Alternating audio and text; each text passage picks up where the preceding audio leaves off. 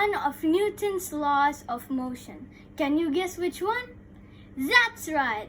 I'm going to share with you Newton's first law of motion. The first law states that every object will remain in its current state of motion, at rest or not moving, or in motion, moving.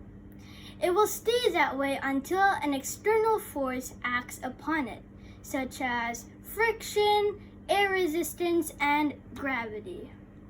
There are two variables that influence Newton's first law of motion: acceleration and velocity. When an object is at rest, both its acceleration and velocity are zero, meaning that it will stay at rest. Whereas when it's in motion, its acceleration is zero, whereas its velocity is not. This means that it will stay in motion in a straight line at the same speed with a constant velocity. So, I would like to give the first example of Newton's first law of motion.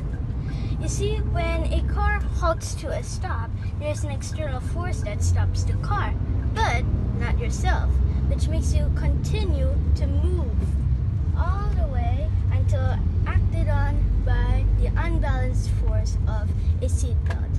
Now you know why those are important, right? The second example of Newton's first law of motion is when stirring a cup of coffee, and after you finish stirring, you will observe that the coffee will continue moving around and around. This is due to inertia, as all objects resist having their motions changed. That is why this coffee will continue moving until an external force is applied. Here is the third example of Newton's first law of motion. When I move the ball, it won't stop moving until an external force acts upon it. In this case, it's gravity. When I kick the ball, the external force is friction and the wind, which makes it stop.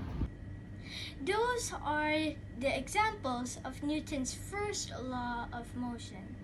I believe you gained some insightful knowledge and maybe find your own examples in your daily life. Good day, my dear friends.